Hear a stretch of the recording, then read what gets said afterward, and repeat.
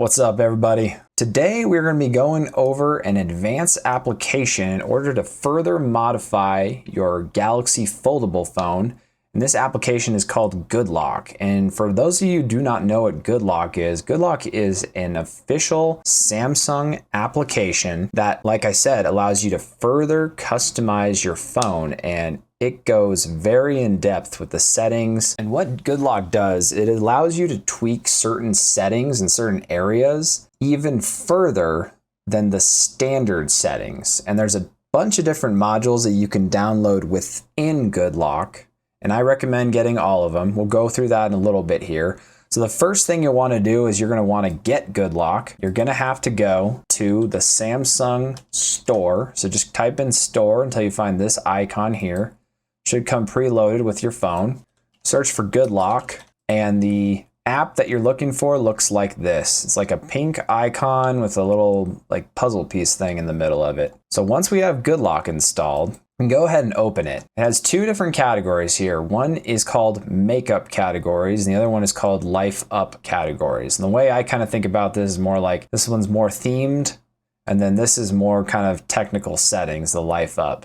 So when you first start up GoodLock, it's going to show you a bunch of different modules that you can download, and these are all of them. And I would recommend just going through and downloading every single one in every single category, because you don't have to use all of them. Like, you can essentially tell one of the modules that you want to just completely disable it. So it'll at least give you the chance to go through the settings and determine if it's something that you want to change. In some cases, I have certain of these modules disabled for my own sake, but it's all just based on personal preference. So we're going to go through, we're going to do a deep dive of every single one of these, starting with theme park. So let's get going. So first one here, we got theme park. So theme park allows you to make your own themes. This can be pretty powerful. So I was messing around with it a little while ago when my phone updated to 6.1 from 5, and I was trying to change my quick panel back to being like the blue. This one I just kind of kept it with the standard theme once I got my Galaxy Z Fold 6. However, you can go through, and so you can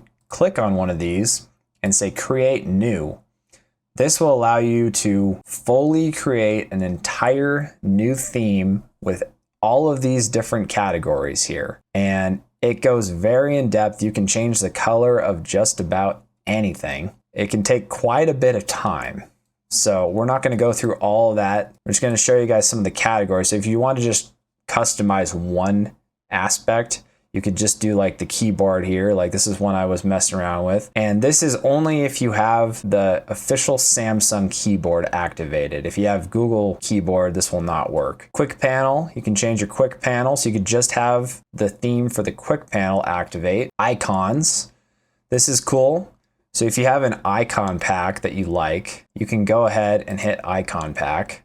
And these are one of the ones that I downloaded in the past. So you could pick one of these and it would activate all of your icons to be that icon pack from the Play Store. So you could go and find a cool icon pack that you like and then apply it from here. And then finally is the volume panel. You can change different colors of the volume panel if you'd like. So that's theme park.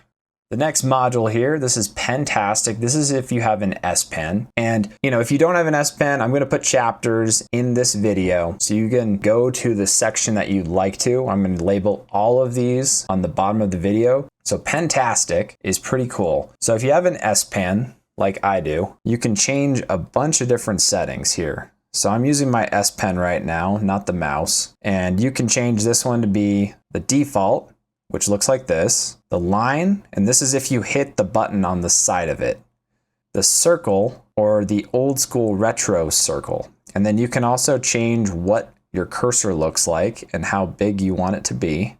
So this is like a heart, or you can make your own here. So I went and found this picture of a Dragon Ball and made my own little pointer. This is from DBZ. So I made my own little custom Dragon Ball pointer here. And then I prefer this one, it's the circle one. And the reason for that is with your standard one like this, if you use this one and you press your button here, it's going to pop up like this. So it's kind of always going to be on this side here. If we go back to Pentastic, change to the circle one here, Now it's going to put the circle wherever I press the button. And I like that more, so I know I don't have to be over here to activate it. It's all personal preference, but that's Pentastic. So going down the line, we've got Wonderland. This is creating your own moving wallpapers or moving lock screens. Now I typically haven't used this very much, but I'll show you guys kind of what it looks like here. If I were to do this landscape one and I pick up my device and move it around, you can see it's kind of be like a animated wallpaper. So these are all the pre-populated ones. And then if you wanted to, you could set your own image by pressing this plus button and then go into your gallery and finding a photo that you like. And essentially it's just so you can make animated backgrounds, which you cannot do on the standard. You can only do, I think, it on the lock screen. And same thing here, these are some of your lock screen animations, and they kind of show you what it might do. So if you click on one of these, it's gonna load for a second. I think that's if you unlock it.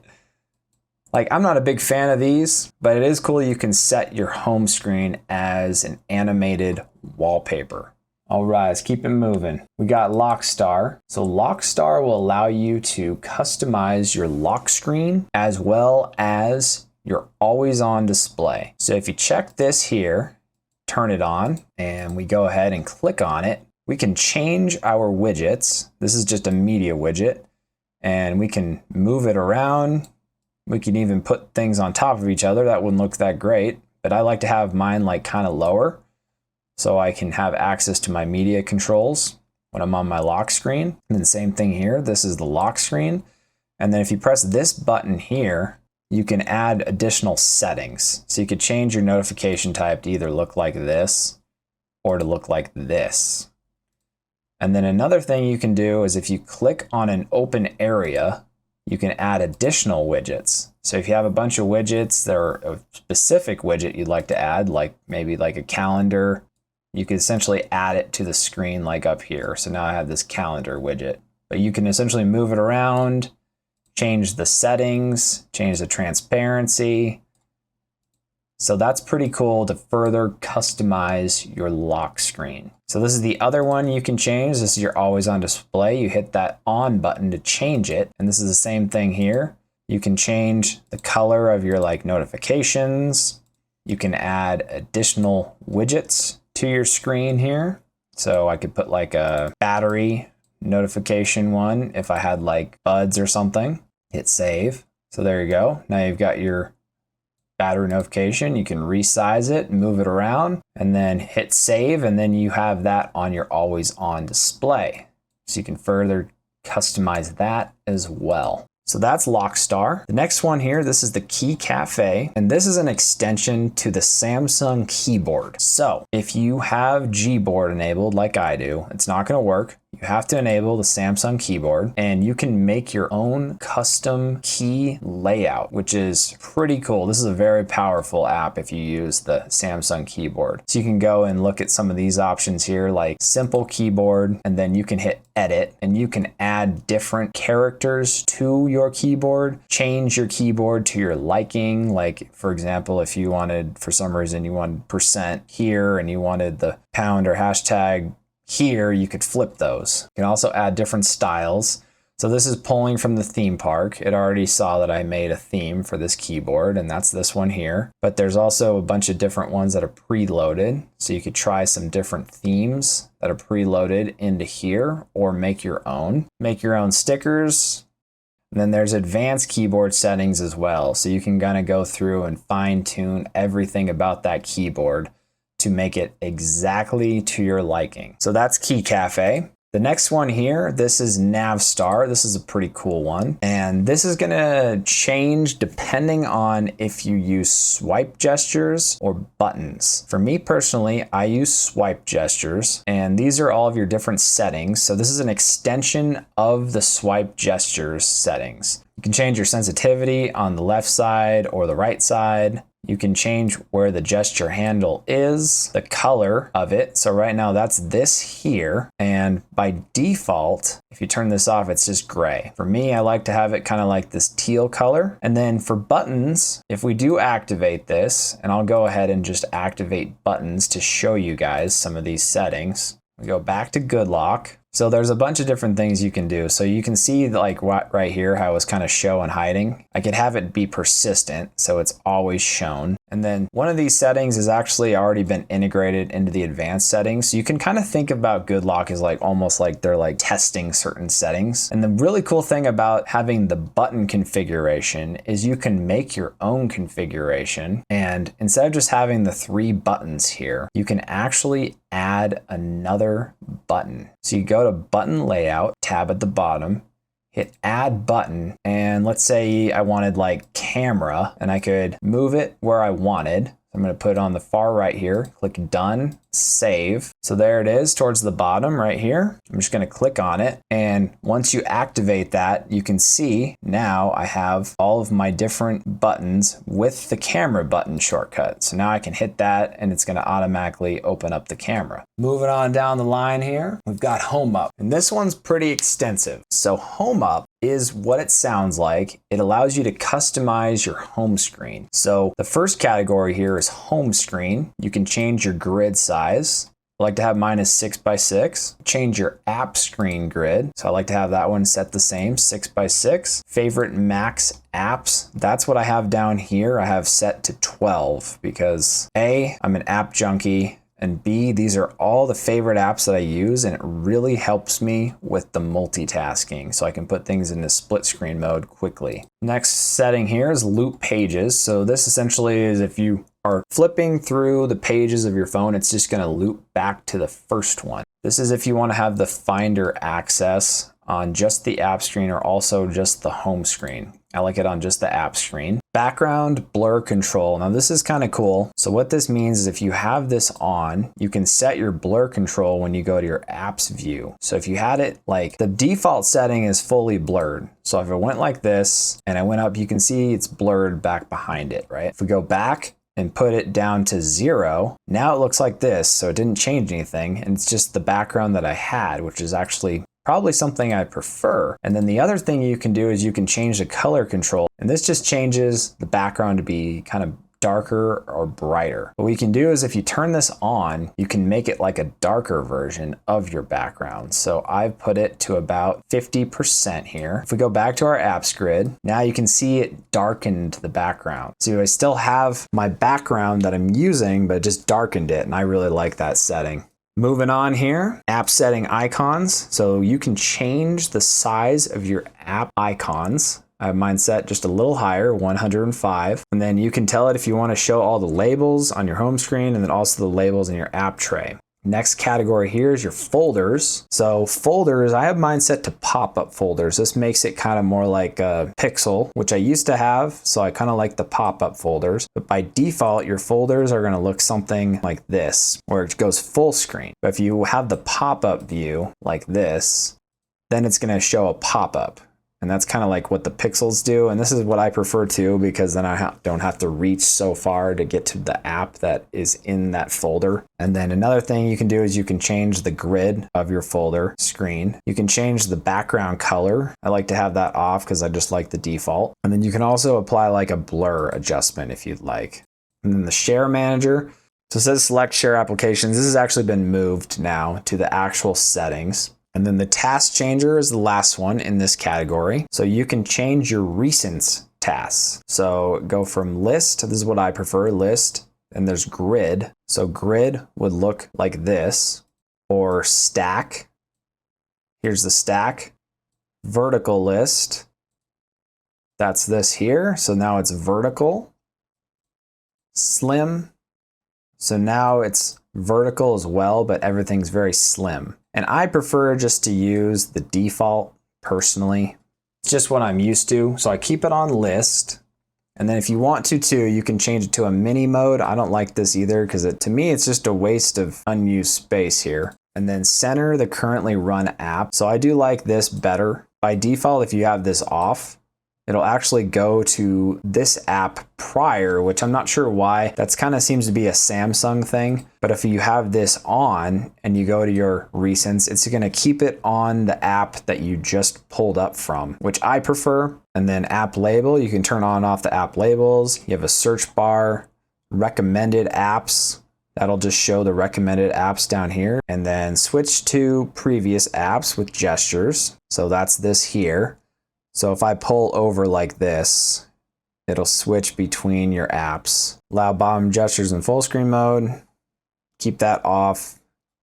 Home gesture vibration. So that adds a little bit of vibration when you go to your home.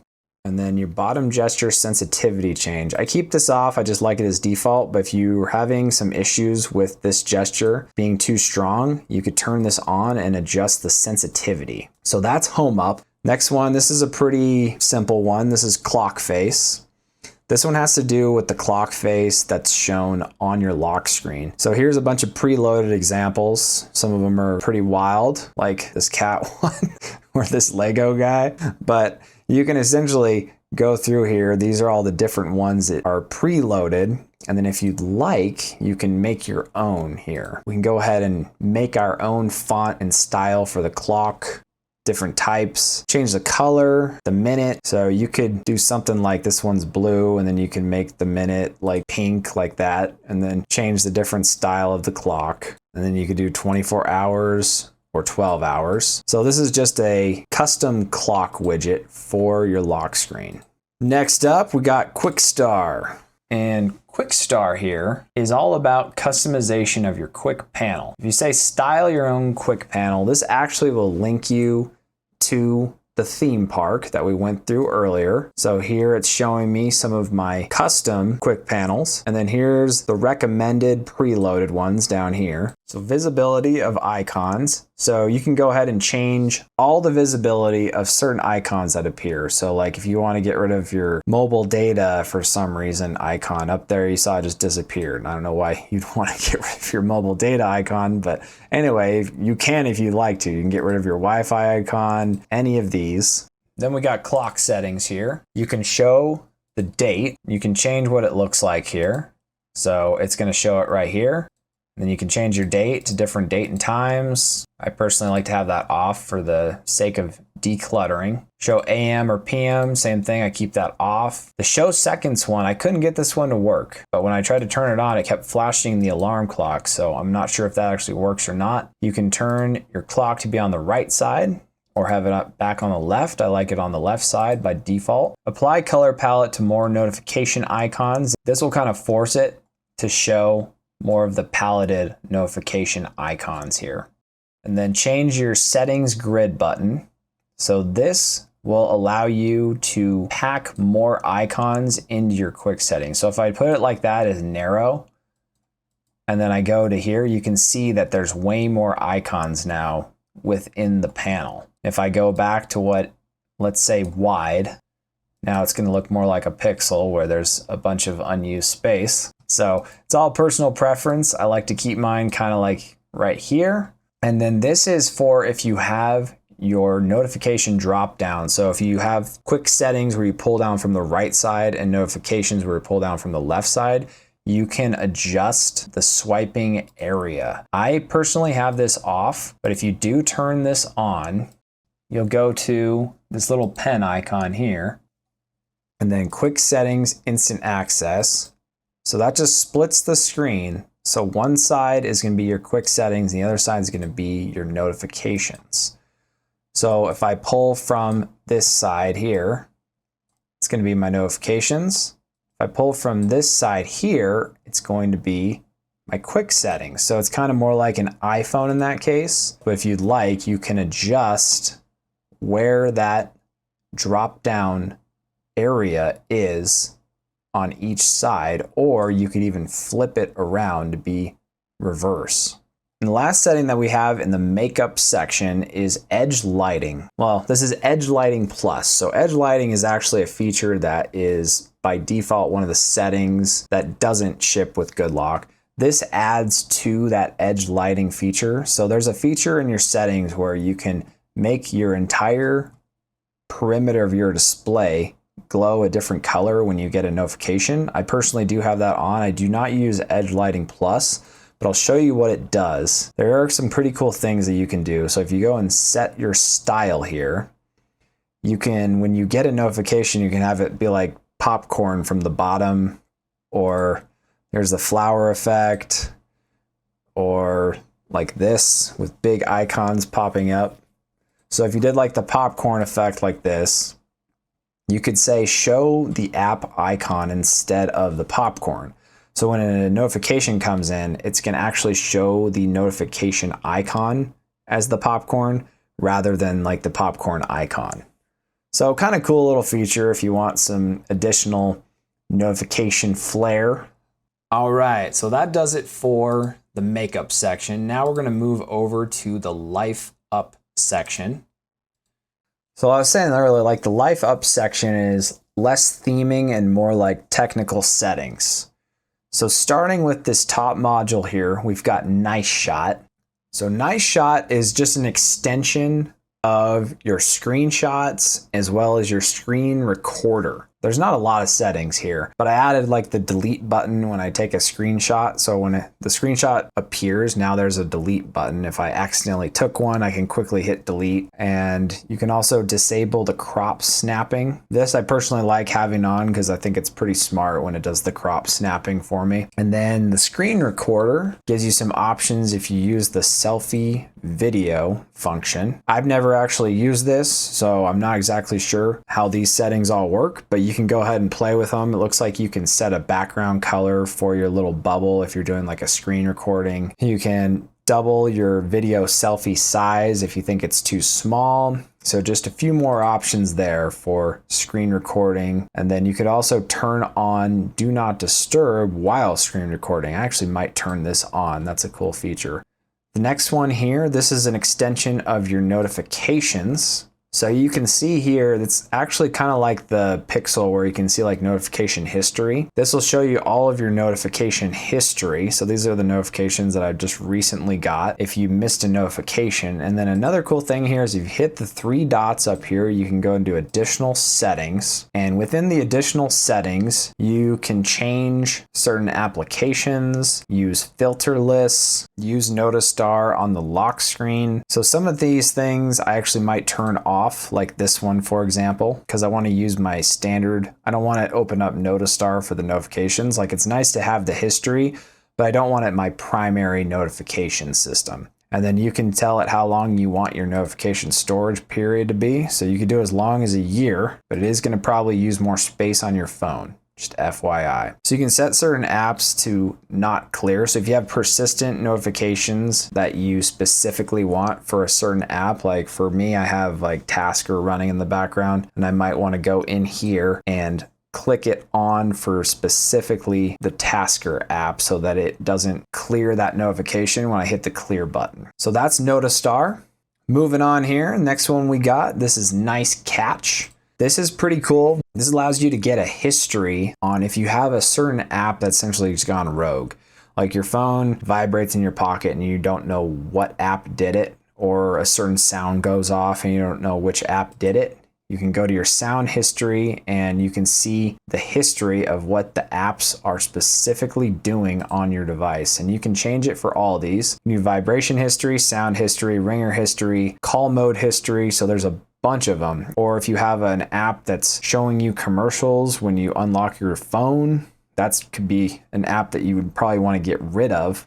You could turn this on and see if any apps are acting in kind of like a malicious way, essentially, for their own gain. And then same thing here, there's a bunch of different settings you could turn on, like if an app's trying to change your accessibility settings, or blocking notification history, or muting notification history. So this is probably just good protection to have all these on in case you do have a rogue app on your phone that you're unaware of. Next one here is one-handed operation. Now this is probably one of my all-time favorite modules, if not, probably is my favorite module out of all of these. So this allows you to customize the back gestures on your phone. And it's called One-Handed Operation Plus. It essentially is making your phone easier to use with one hand. So what you can do here is you can adjust, we'll start with the settings down here. You can adjust where your back handles are specifically. So I changed mine so it has this amount of width,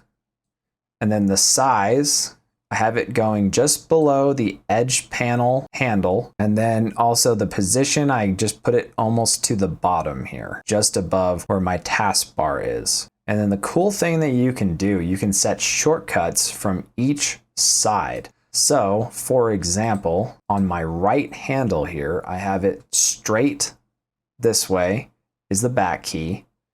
Diagonal up like this is my recents. And then diagonal down is previous app.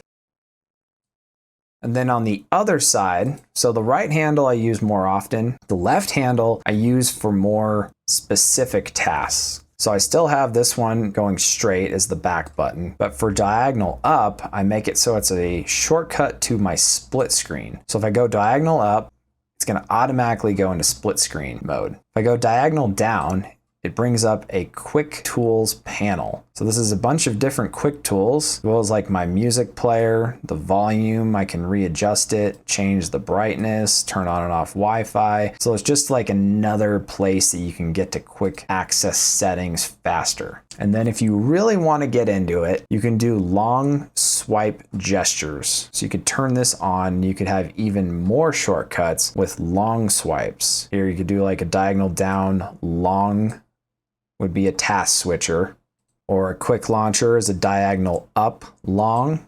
So you have to essentially just pull your finger out further, or in my case, I'm using a mouse, so I'm just pulling the mouse out further to activate the long swipe. And some advanced settings mostly just have to do with the animation that you can change. I like the curved line.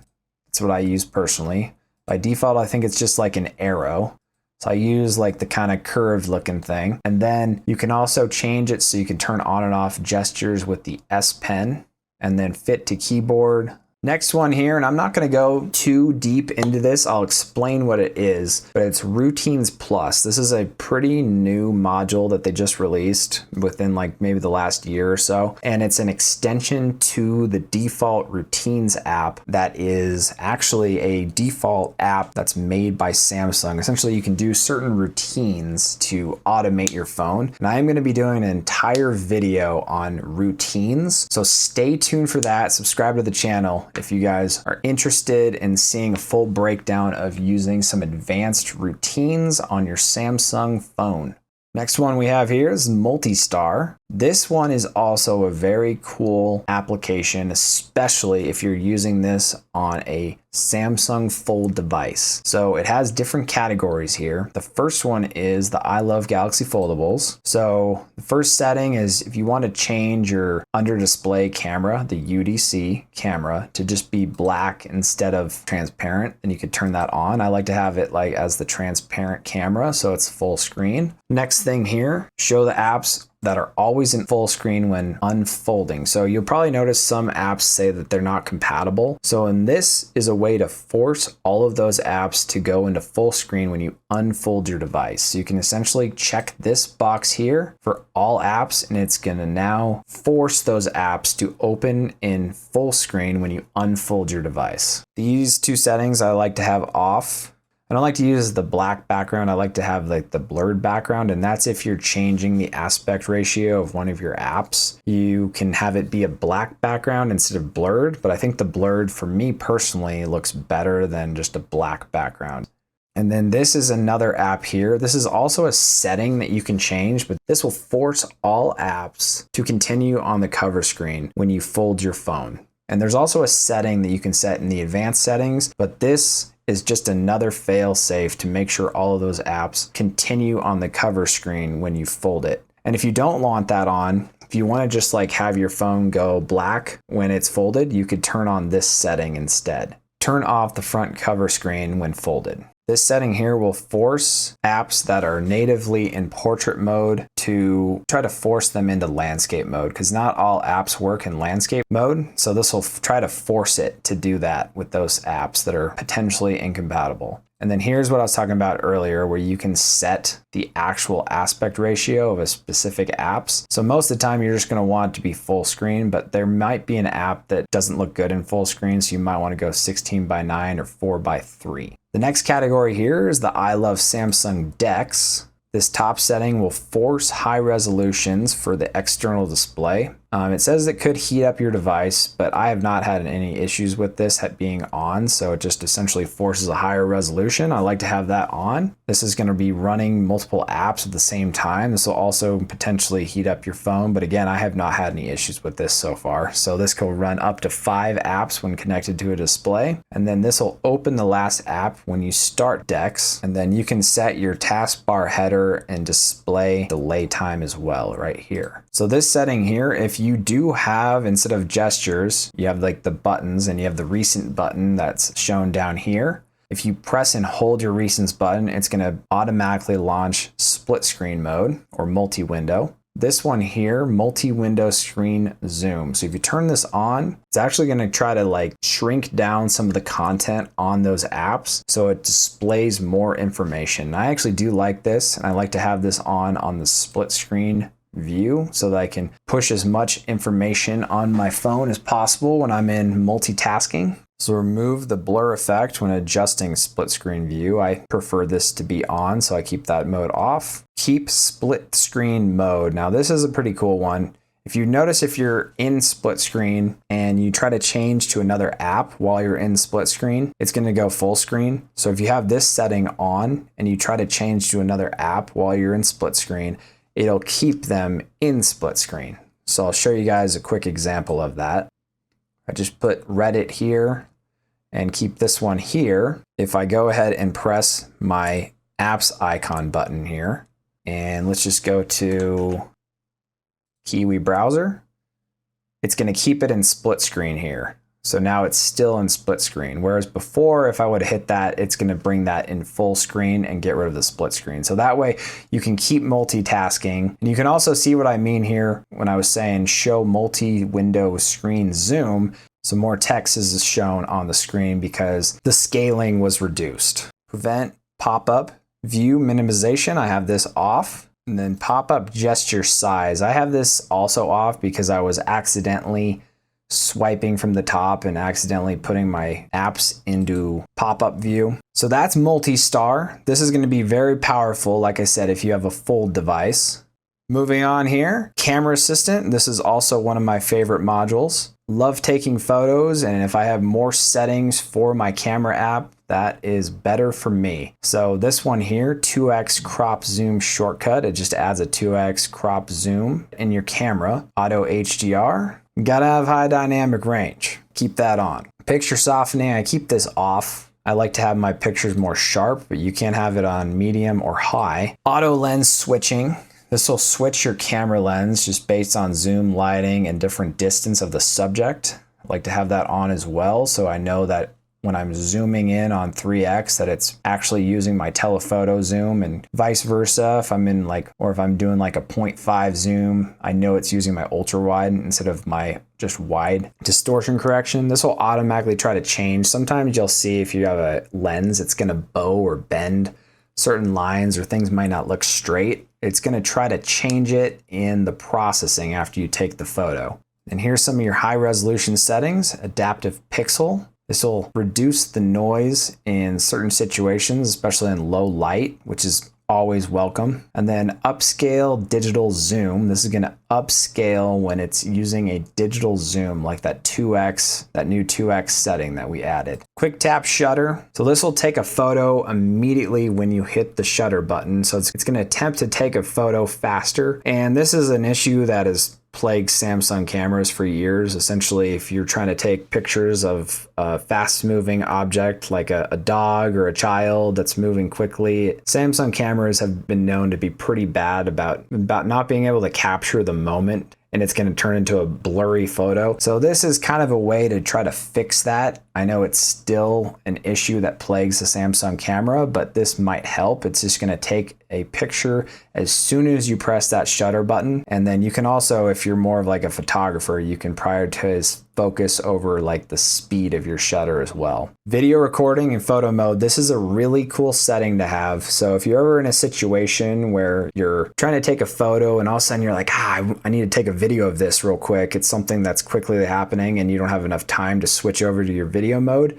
You can hold your shutter button and it'll start taking a video in your camera mode. So that is very helpful. I was at a football game one time and I was trying to take a photo and they were running the ball down the field, about to score a touchdown, and I didn't have time to switch to camera mode. So I just held the shutter button and it started taking a video and I was actually able to capture that touchdown. So it's very useful to have if you're in a moment where you're fumbling around and you can't switch over to video mode fast enough. Set your timer for your multi-photo. Audio monitoring, if you have a Bluetooth headset in, this is more for like a creator, so they can monitor their audio that's coming through, that's coming from the microphone. Camera timeout, if you guys have ever noticed that your camera just like shuts down on its own, that's because it's a default setting, and for some reason the default I think is 1 or 2 minutes. And it's a battery saving setting, but it's also very annoying if you're sitting on your camera and all of a sudden it closes on its own. So you can set this to 10 minutes. I like to have mine set as 10 minutes. That way I know it has a fail safe if I keep the camera on, but it's also not too short that it's shutting down on its own while I'm trying to take a photo. Dim the screen while recording. You can set this as another battery saving setting. So after like a minute of not touching your screen, it'll dim it while you're taking a video. This could be helpful if you're like at a concert or something and you don't want your phone screen on full brightness to save more battery because you're taking a very long video. This could be a good setting to turn on. And then clean preview through HDMI displays. This essentially just helps with HDMI connected displays to show you that camera preview if you're like a photographer and you're using a different screen through like a HDMI cord. Next up here, we've got RegiStar. This is also a pretty new module, and starting at the top here, you can customize our home settings. So you can reorganize how your settings look. I like to keep it just as default. I don't like to mess around with a lot of changing my settings or certain search options you can change. But the cool thing about RegiStar is this one here, either the back tap option. I actually have this off as well. This is if you tap the back of your phone, you can activate a certain app. The problem I had with this one though is I kept accidentally tapping the phone and it kept bringing up like my wallet. Like I tried to have it as my wallet and it kept bringing it up accidentally. So right now I have it turned off, but the one that I use the most, and I actually went through this in my tips and tricks video, I'll link that in the top right. You guys want to check that out. But this is the press and hold the side button action. So this takes over what pressing and holding the side button action actually will do. It's by default set as the Samsung Assistant, but what I like about it is I can change it to the Google Voice Assistant. So when I long press the side button here, it'll now activate my Google Voice Assistant, which I use far more than the Samsung variant. And if you want to too, there's other settings you can change. You can turn on off your flashlight, turn on and off auto rotate. There's a bunch of different settings here, or you could even just set a specific app and have that as a long press shortcut. It's just a specific app. All right, let's keep it moving. And the last one here, and this is also a really cool module, is the Sound Assistant settings. So what this does is this changes your sound panel. So I'm going to hit my volume here. So this is the standard looking volume panel. If I hit the 3 dots in the top right, there's certain settings that you can turn on and off, and I'll go through what all of these do. And starting at the top here, and in here you can change what your notification panel does. So for example, this is how it looks right before you hit the 3 dots. And if you hit the 3 dots, that's the extended panel. You can have app volume. I like to have that off, but you can have a toolbar function at the bottom. So I change mine so I have a toolbar function. And then the Bluetooth metronome. We'll show you guys that a little later, but that's a pretty cool feature. So moving on here, if you go down, this is really cool. You can make your own custom volume panel colors. So if I check this on, and let's just go to like like this one here. Now I'm going to go back. If I hit my volume buttons here, now it's like this really cool, like psychedelic freaking volume bar. If I hit the 3 dots, it does the same thing in here as well. So pretty cool looking theme. I think this will catch a lot of eyes if you're out in public and your like friends are like, whoa, what the hell is that? You're like, well, it's just my volume panel. No big deal.